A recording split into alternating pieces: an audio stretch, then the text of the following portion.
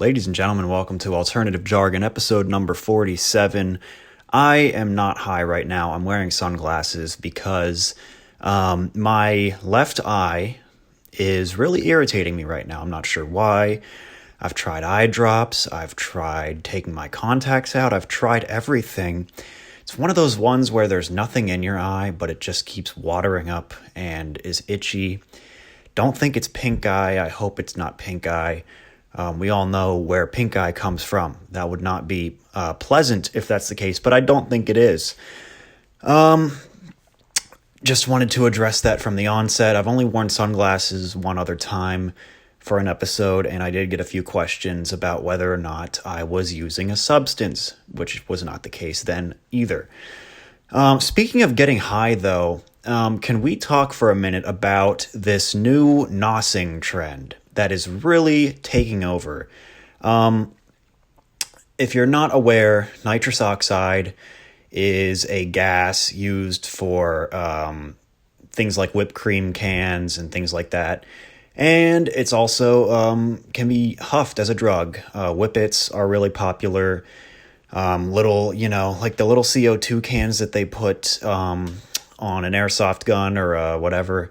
But they're actually filled with nitrous oxide. People buy those, they inhale them, they get a really crazy high for a very short period of time. I've never tried this, but it has gotten extremely out of control. People are buying these industrial size cans of flavored nitrous oxide whose intended purpose is to be used for whipped cream. They're flavored because you're supposed to use them in a restaurant setting or something to add flavoring to whipped cream. It's gotten really out of hand. People are buying these. You can buy these at your local smoke shop and just destroy your brain cells. Now, it does look like a lot of fun. It looks like fun. This is not something that I want to get into, though, because I've heard it's extremely destructive, and the high itself is actually just your brain cells being put on the execution block. So, although you have to be honest, drugs are not good, but man, do they look fun. They look like a lot of fun a lot of times in movies, or when you're scrolling through TikTok and you find somebody that has, 30 likes and 60 shares on the video of them huffing gas and laughing like a maniac in a deeper pitched voice. It looks really sad, but there's a little part of you that's like, but that is a crazy trend because there's this one dude named Skrilla, I think is his name. I actually don't know anything about him. I don't know what he does or what he's known for, but this guy has been seen in street interviews and in podcasts and stuff just walking around with a tank of this galaxy gas stuff and basically hitting it like it's a vape.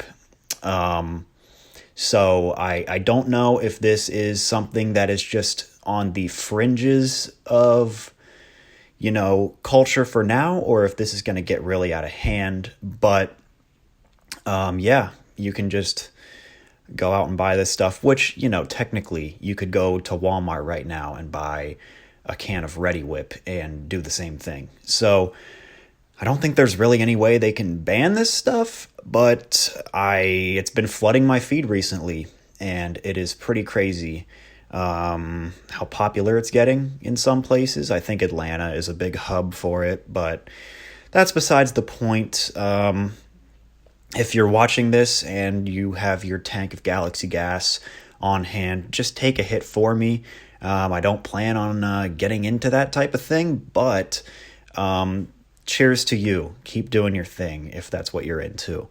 MrBeast has been getting exposed recently, exposed in quotations, because everyone with a decent internet following eventually gets exposed, quotations, for something. If you're an online presence, you are expected to be held to the highest standard in every regard in your life from the time you were born to the time you die or get canceled. It happens to literally everybody. basically. Almost dropped my microphone there. But in this case, the main thing that he's being sort of critiqued for is being a sociopath and manipulating the less fortunate for content. Now, this is obvious. I think if you run a channel like MrBeast, look, I don't want to personally attack anybody, but just from an outsider looking in, the guy pretty much only cares about views and subscribers. His content is just a means to an end to achieve those things. And now, granted, he does a lot of good stuff. He gives a lot of stuff away. He gives a lot of money away. He cleans people's water. He builds villages. Right. I am in no way taking away those accomplishments. That's really cool. But like I said, his content is a means to an end. His content does not actually need to necessarily be anything groundbreaking. It just has to check enough boxes to make enough money to do it all again next week. I think when it comes to his relationship with people, and in terms of, the word sociopath has been thrown out there by a lot of people about MrBeast the last couple weeks. I don't think maybe he's as bad as some other people. He's definitely more, if he is, he's a lot more subtle than someone like David Dobrik. Now, I wanted to dig a little bit into David Dobrik today, because I think this relates to MrBeast as well. And I can proudly say that I was never on the David Dobrik hype train. Even though we share the same first name, it was not grounds enough for me to ever follow him, subscribe to him. I think I've only ever watched like 2 of his YouTube videos, to be completely honest. I never hopped on board. And look, I don't want to brag, but it was a conscious decision not to do it. It wasn't like I just never saw his stuff pop up, because I think 5 years ago you couldn't avoid him. But I made the conscious decision because I saw like one video and I saw right through it all. It all seemed very fake. It all seemed very tense. He laughs too much. He smiles too much. I don't know if he really has a personality. It was all just a little bit creepy. And I can't believe more people didn't see through it. It's just one of those guys whose content has nothing to do with himself. It's whoever is on his vlog that day. It might be a celebrity. It might be your favorite adult film actor. It might be, let's blow up elephant toothpaste in my backyard in Beverly Hills. The content was never him. Similar to, talk show hosts, late night TV, does anyone actually care about Jimmy Kimmel, or do they want to see that segment about the NBA players read mean tweets? Jimmy Kimmel has never made me laugh. Jimmy Kimmel has never made me feel anything besides neutrality. And yeah, Jimmy Kimmel is a guy that exists. Jimmy Kimmel has a show. That is the extent of my feelings towards the guy. He's a living human being. I don't like him. I don't dislike him. He's just a guy. And those are the perfect people for content like late night TV and vlogging your daily life in Los Angeles, because I'm surrounded by people that are cool who will come on my show, but I could never really make it if it was just me. Like I said, I've only seen a handful of his stuff, but David Dobrik invites people to his house, and they come over, and he talks to them, and he laughs at everything they say, and smiles, and goes, dude, you're so cool. And that's kind of the extent of it. Now, Casey Neistat made a whole documentary exposing and sort of peeling the curtain back on the whole David Dobrik thing. I think it came out a year or two ago, but it only premiered at this one film festival, And I so wish that that thing came out for real. There's no way to see it right now. And I don't know if it's ever going to be released. I don't know why. I forget the details on it, but I really wish it was out because I would love to see Casey Neistat do something like that. That's unlike anything he's ever really done before. Casey's one of my favorite YouTubers of all time. His videos are awesome. They actually have a story. Now, you could argue that someone like Casey during his vlogging days was not as bad as someone like David Dobrik, but the fact that everything in his life had to be turned into content to put out a vlog every single day is definitely not something I could do, but at least the videos were high quality. You have to give credit where credit's due. Each one always felt like a real piece of quality work.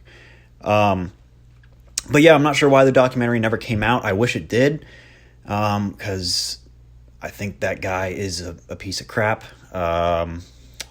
So unfortunately, we might never see it.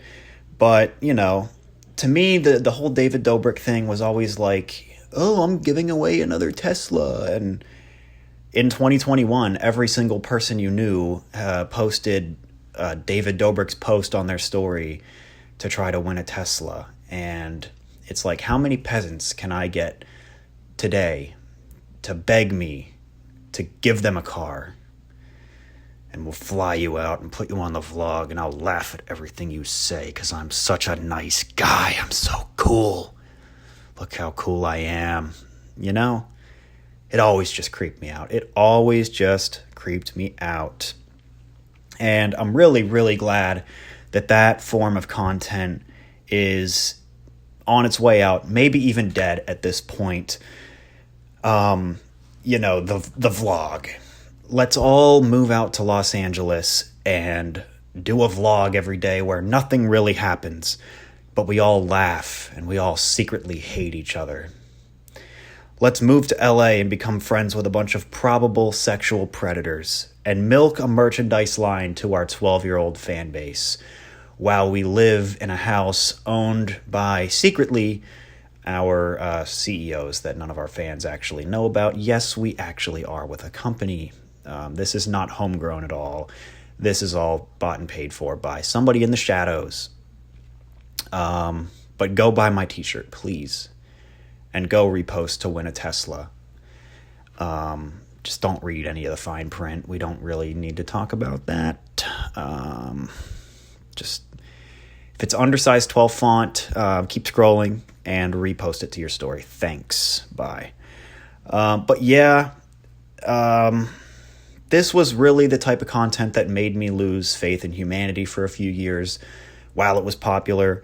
Like I said, luckily, I think it's on its way out, if not already dead by this point.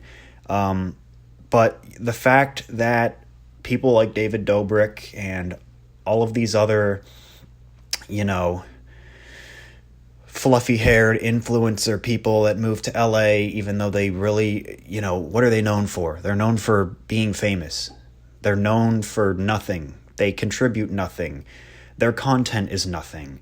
They, maybe they're just a person with good, pretty genetics, and now they're famous. And what do? They took a picture at the UFC fight, and next week they're going to be on the podcast with Dave Portnoy.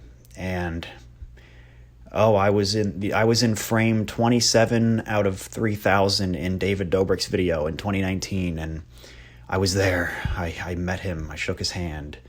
And, I might not get a star on Hollywood Boulevard one day, but I can afford this house in the hills. It's that, I don't know what the exact word for that is, but that was the worst era of anything ever. Now it's still not completely dead. You have people like I don't even want to say it. You have people like the Hawk Tuah girl, and that is the closest thing we have to that today. But you do one drunk street interview in Nashville or wherever the heck it happened, and you make one mediocre joke, and the next day you have a merch line, and some country artist is bringing you on stage, and you're moving to LA and you quit your job, and I can't wait to watch you crash and burn. And I don't actually have any shame in saying that, because it's just dumb decisions. It is dumb decisions. I hate to say it, but you're not going to build the career off of that. And if you do, I'll eat my words. If you do, I will completely eat my words. But I've seen a few more clips of that girl in interviews, because of course they're going to interview her. Of course they will. That's so worth my time to watch. And I got to be honest, it doesn't seem like there's a whole lot going on upstairs. It does not seem like there's not the sharpest tool in the shed. And when she's asked about, how she blew up, very shameless, extremely shameless in fully committing, moving to LA. I wish them the best. We'll see what happens. But yeah, people like David Dobrik, and I don't even know the names of any of the other people, like the Paul Brothers Vlog Squad back in 2017. That is what I call the Walmart of content. You can go to somebody like the Paul Brothers or to David Dobrik, and you can see a lot of interesting things, just like you can walk into Walmart and get just about anything. But they're spread too thin.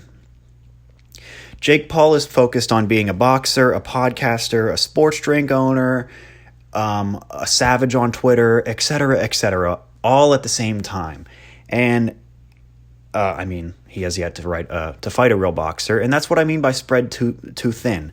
All of these influencers, they blow up from one thing, and then I don't know if it's their own conscious decision to do this, or if they're picked up by some talent agency and they urge them to do it, but they blow up for one thing, and then they decide, I have to cover every single base in the entertainment industry. I blew up because I created a TikTok dance. My new single drops tomorrow. Listen to my podcast here. And I dropped a line of snacks that will be available only at Target starting next month. Oh my gosh. Do one thing and do it really good. I do believe that this is probably a talent acquisition agency who picks these people up and then say, hey, we're going to get you on board. We're going to get you in a studio. You're going to drop this song. You're going to start live streaming on Twitch while you do a podcast, while you put out 3 TikToks a day, while you work on dropping a sports drink. And while you're doing all that, we need you to do funny tweets all day too. I imagine it's something like that, but it is just disgusting. It's so disgusting. It disgusts me. I am disgusted because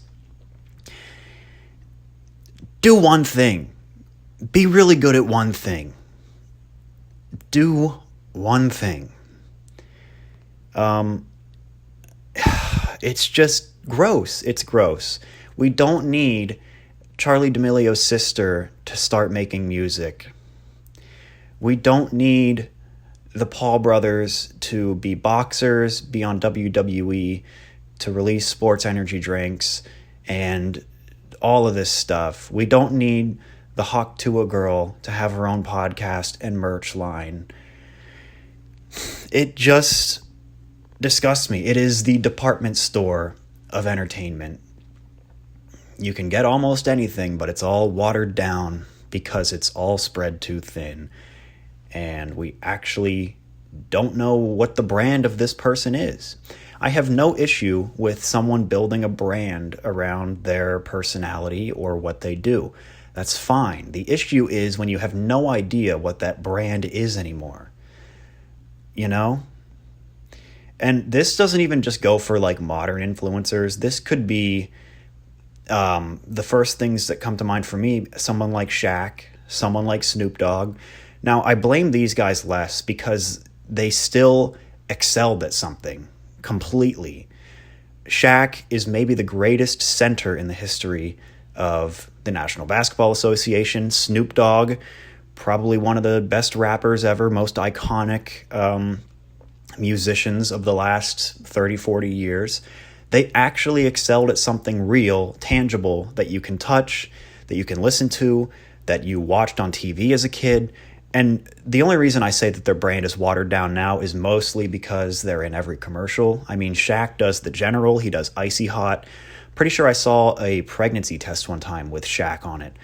And look, I can't blame him for that. That is just endorsements. And hey, if you want to, send me a check to be on a pregnancy test, I will smile and wave, boys. I will smile and wave. The only reason I even bring up those two is to kind of try to relate it.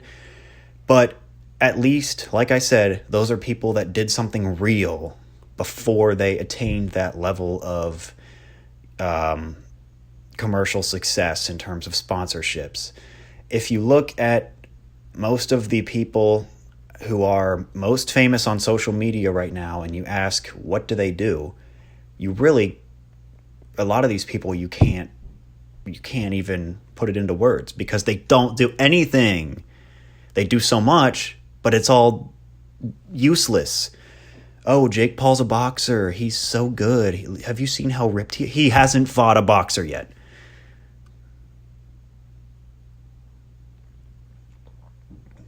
Just saying.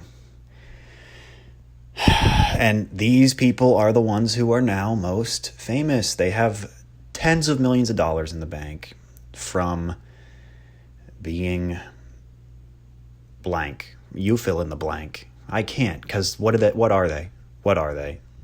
And I know it's not that serious, but it kind of is to me because I care about the state of where we are with entertainment, because I love entertainment. It's cool. And when everything is just a watered down hunk of crap that has no love put into it and is just, I'm going to make this because I can. It sucks. It's not fun. And yeah, it seems like there's, like I said, relating to MrBeast, the content is no longer about the content. It's a means to an end. Everything that you see online is somehow a means to an end. I've been doing this podcast for 3 years. It's just a hobby. It's a passion project. It's fun. And over the last 3 years, I've had a lot of ideas about ways to promote it, to potentially increase viewership, listenership, stuff like that. And I don't really like to do that. I would be so happy if a lot of people love to tune in and listen. Obviously, I wouldn't be recording this and putting it online if I didn't want people to listen to it. But some of the ways in which influencers and people today get people to engage with their stuff and watch are just so dirty and honestly bad for the internet. And I do honestly believe that everything that gets put out there does matter.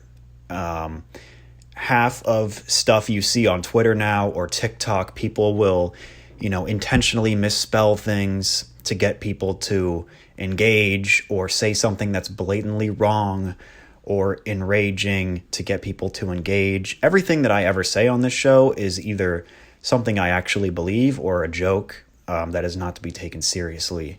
And I do honestly believe that the future of internet content, whether it be YouTube, podcasts, shorts, whatever it may be, I think the future of content is going to be driven by authenticity and by people who put real work into things and do not engage in dumb tactics to get people to view or like or subscribe.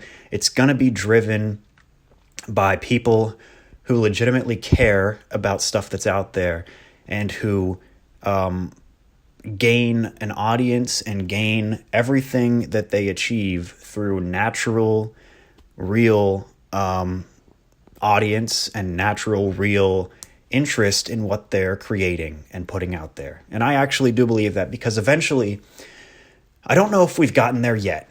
I don't know if we've reached the peak of bad content on the internet. But eventually we're going to hit a peak, and people are going to get so sick of the tactics used and all of this dumb influencer stuff, and they're going to get tired of it, and they're going to go seek alternatives. Now, not everybody, but I think a lot of people will, and I think a lot of people already have, because we've been putting up with this type of stuff for so long now that a lot of people have already moved on, myself included. I'm not always right about everything, obviously, nobody is, but I spend a lot of my time online. I went to school for media and journalism. I feel like I can easily look at something and determine in a few short moments whether or not it's worth my time to engage with. But yeah, I really do believe that things will turn in the right direction at some point. Or maybe not. Maybe it's only going to get worse. Maybe the hawk to a girl will become president someday. Maybe Jake and Logan Paul will be in her cabinet, and maybe David Dobrik will come back and release a movie in theaters where he sits in a house in LA and makes elephant toothpaste bombs in a Tesla, and sell 1 billion tickets, because at the end there's a QR code and you could win a Model S if you scan the code. Maybe it'll just never get better, but I hope I'm wrong. Back to MrBeast, though. I just talked for a half hour. Back on track. MrBeast apparently committed crimes against humanity in a challenge that never aired on his channel. I probably should have let off with this. I let off with him maybe being a shady guy. Maybe breaking, the Geneva Convention rules should have been addressed first. I apologize. So there is this guy on YouTube, I forget his name, but he was in a few MrBeast videos and he got picked to do this challenge. I'm just going to summarize this, where he was given $10,000 for every day he spent in solitary confinement. However, they never let him have the lights turned off to sleep, which is a crime against humanity. It is like a war crime. You can't even do that to people that are, in prison or on death row or being pressed for or charged with capital punishment. You can't do that. They never turned the cameras off at all. He was live streamed. I think he lasted like 25 days. So he made, good money. But never turned the cameras off, never turned the lights off for 25 days. He now has really bad trauma. In the video, whenever he was talking about it, it was hard for him to even discuss it because, he's probably extremely traumatized from it. And I guess this was never aired because it didn't end well. And he has since been removed from being in any future MrBeast videos. There were also documents showed on screen, I guess, in the MrBeast Code of Conduct, whatever, I don't know, that said, things like no doesn't always mean no. So a lot of pretty bad things coming out for MrBeast right now. Now, look, if he wants to put me in solitary confinement and do war crimes against humanity for $10K a day, I will do it. I'm in no way, MrBeast, if you're watching, I'll take the money. And I won't speak up. There's nothing humiliating about taking hush money, in my opinion. Take the money and run, dude. Have you seen the housing market? Is it really that important to be on the right side of history? I am, of course, kidding. But I've been aware of MrBeast since about 2017. This was back when he was doing live streams of him counting to like 100,000 or spinning a fidget spinner for 24 straight hours. That's really how he originally garnered a lot of success.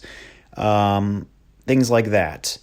His thing has always been to just become as big as possible. It really never was about making good stuff, making good content.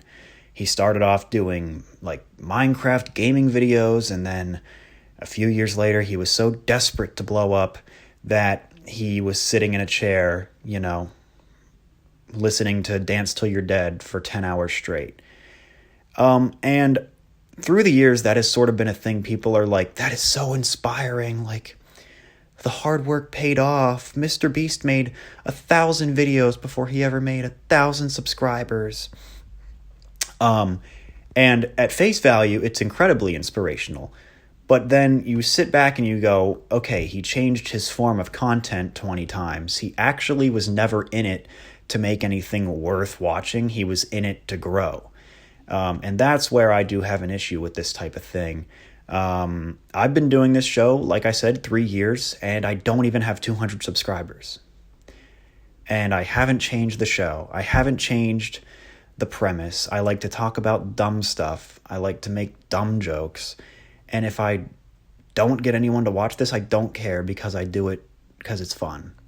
But yeah, is it really inspirational when you set out only to blow up, and it doesn't matter what type of stuff it is? If the most popular thing on YouTube was, live leak videos, MrBeast would start cutting people's heads off. If the most popular thing on YouTube was to record yourself, bombing a hospital in Gaza, then you bet MrBeast would purchase a drone and get over there. My point is that the guy has never been fueled by creativity.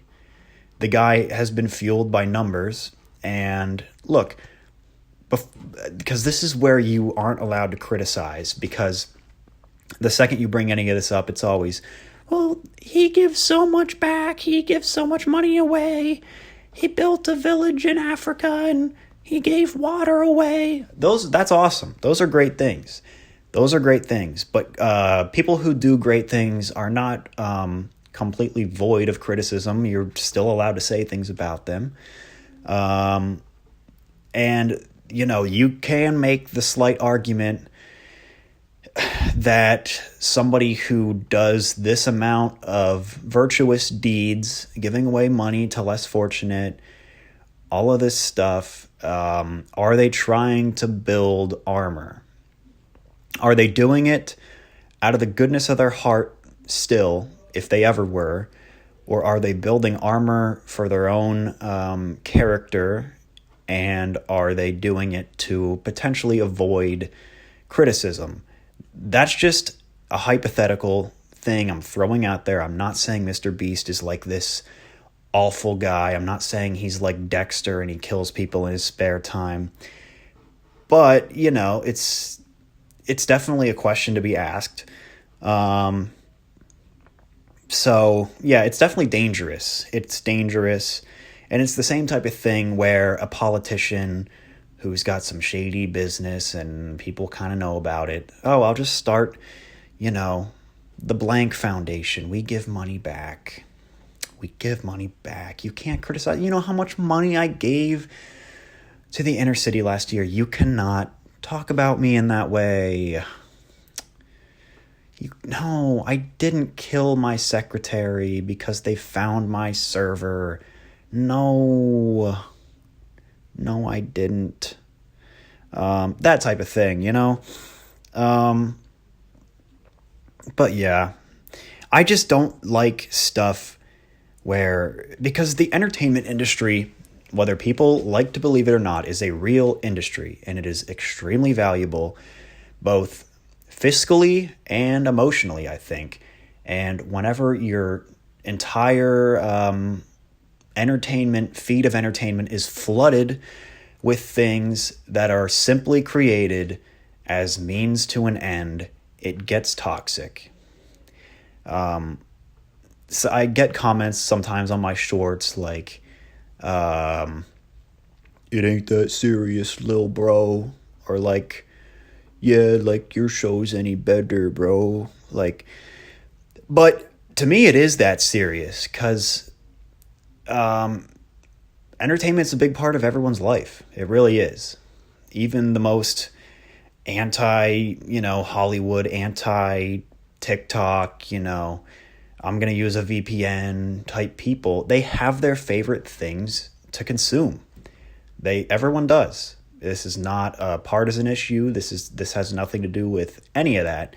Everyone loves entertainment in one form or another, and it's flooded nowadays with bad stuff, which sucks.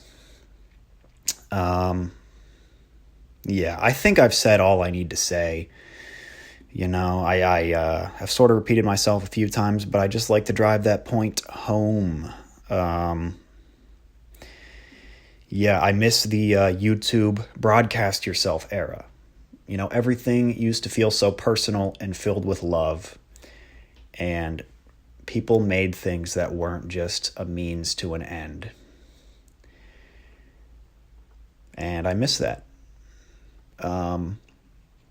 And this show is definitely not a means to an end. I haven't made a damn dollar off this. I do it because it's fun. And if you like to listen to me rant, if I get one view, I'm happy. So thank you to my one view. I appreciate it. This show is not a means to an end. In fact, it's probably the opposite. Doing this show brings me more negative energy than probably positive, but I still like to do it because it's fun, That doesn't make any sense, but we will see you next week. Thank you for listening. Thank you for watching. We will talk to you later. I forgot I wanted to bring up the whole thing. People think MrBeast is the Antichrist. If he's the Antichrist, I thought the Antichrist was supposed to be like, isn't the Antichrist supposed to be like hot? He's kind of just a regular looking white dude. I don't think so. But anyway, we'll see you next week. Bye. We will leave you with I can't do it. We'll do it live. Okay. We'll do it live. Fuck it. Do it live. I'll write it and we'll do it live. Fucking thing sucks. Write that down. Write that down.